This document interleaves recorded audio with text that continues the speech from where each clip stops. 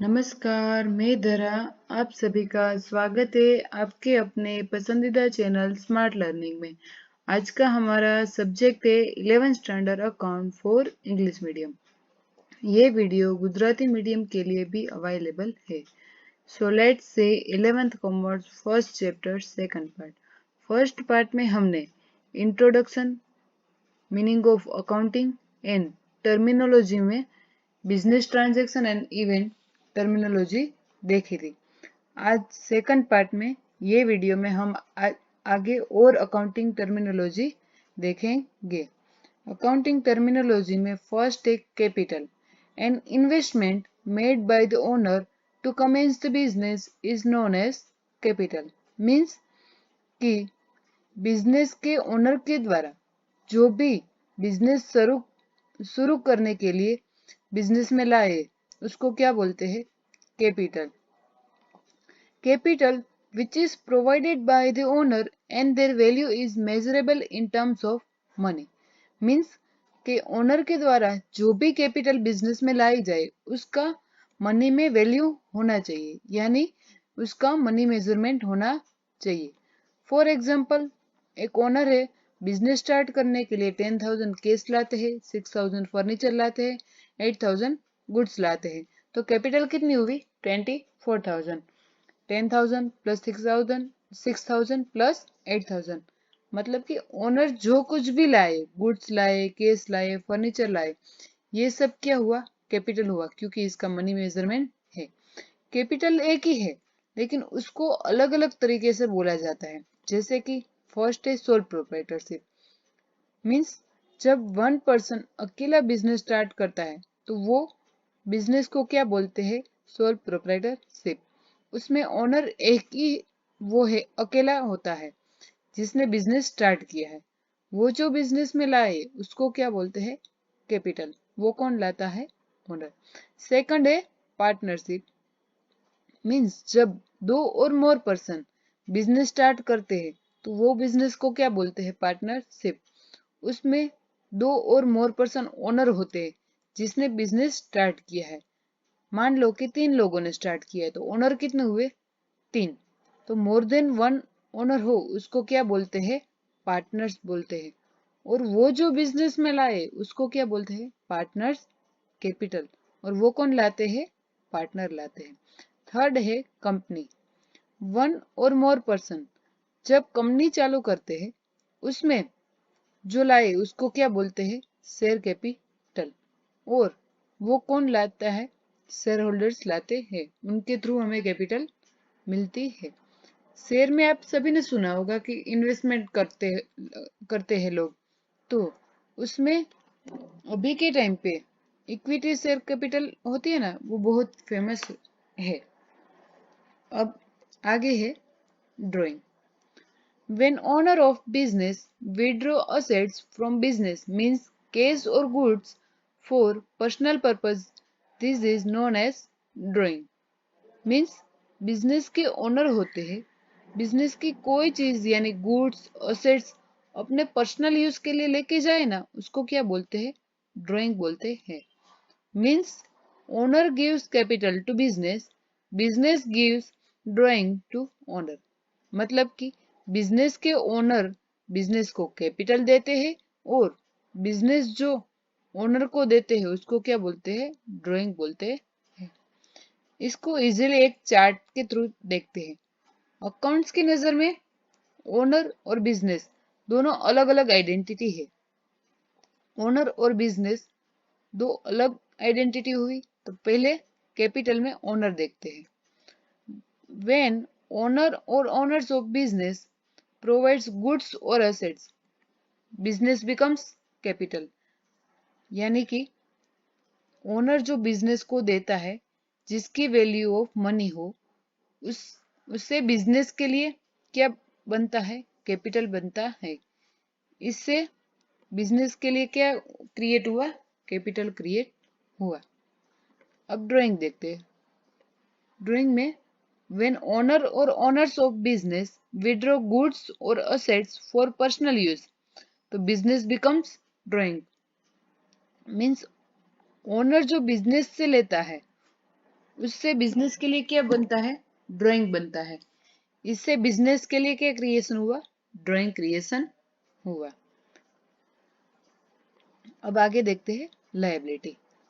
Amount payable by the business for a credit purchase of goods और assets और amount payable for borrowed money is known as liability. Means business कभी किसी से पैसे credit पे लिए या क्रेडिट पे परचेस की तो उसको क्या बोलते हैं?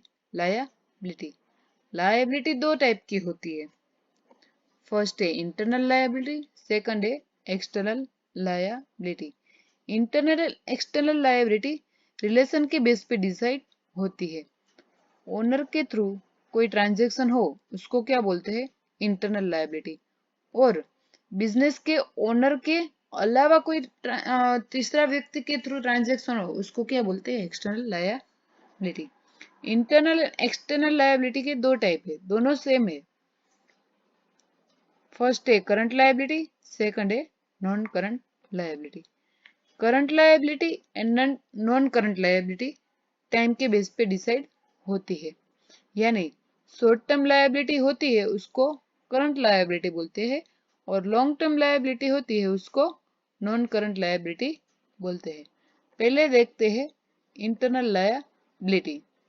When owner of business is providing capital to the business, it becomes internal liability of the business. For example, owner of business has provided capital of rupees 1 lakh. This 1 lakh is a liability of business towards owner.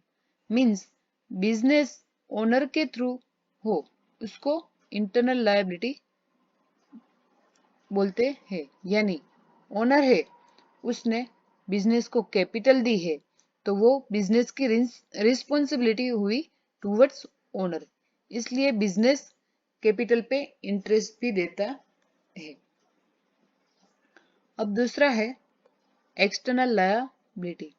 The amount payable by the business to the third party for credit purchase of goods, assets, services और payable amount for borrowed money is known as external liability. Business के owner के अलावा कोई third person शामिल हो कोई transaction में उसको क्या बोलते हैं? External liability. For example, ₹2 lakhs are borrowed from Lataben with the condition to redeem after 3 years। Means मान लो हमारा बिजनेस है राम ट्रेडर्स के नाम पे, अकेले बिजनेस करते हैं राम भाई, तो ओनर कौन हुए? राम भाई। तो लताबेन वो राम ट्रेडर्स के लिए थर्ड पर्सन हुए, तो लताबेन से 2 लाख बोरो किए हैं उसको क्या बोलते हैं? External liability. वो हम उनको रिटर्न करेंगे आफ्टर 3 years। अब आगे देखते हैं इंटरनल लायबिलिटी और एक्सटर्नल लायबिलिटी के दो टाइप है, current liability and non current liability. पहले देखते हैं current liability. A liability which is to be paid within 1 year by the business is known as current liability। Means जो liability 1 साल से कम टाइम पे करनी पड़े उसको क्या बोलते हैं? Current liability. For example, the business owner brought goods worth ₹8,000 on a 4 months credit. It's 4 month credit, तो ये 4 month है तो लेस देन 1 year का टाइम मिला यानी करंट लायबिलिटी।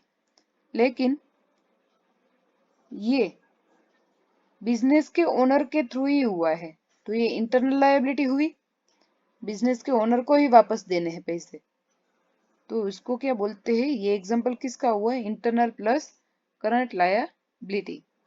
सेकंड एग्जांपल है furniture borrowed ₹5,000 from Shyam traders on 6 month credit. Means 6 month यानी less than 1 year का टाइम मिला, मतलब कि ये करंट लायबिलिटी हुआ। और श्याम ट्रेडर्स थर्ड पार्टी हुई, मान लो हमारा बिजनेस है राम ट्रेडर्स का, श्याम ट्रेडर्स थर्ड पार्टी हुई यानी एक्सटर्नल लायबिलिटी हुई, मतलब ये example external liability plus current liability का हुआ। अब आगे है non current liability. A liability which is to be paid during the period of more than 1 year by the business is known as non-current liability. Means जो liability को पे करने का टाइम 1 साल से ज्यादा का मिले उसको क्या बोलते हैं? External liability. For example, owner of business has provided cash of rupees 1 lakh to business on 14-month credit. 14 month यानी 1 साल से ज्यादा का टाइम मिला तो मतलब नॉट करंट लायबिलिटी हुई. और बिजनेस ओनर के थ्रू ट्रांजेक्शन हुआ है यानी इंटरनली ट्रांजेक्शन हुआ है तो ये इंटरनल लायबिलिटी हुई.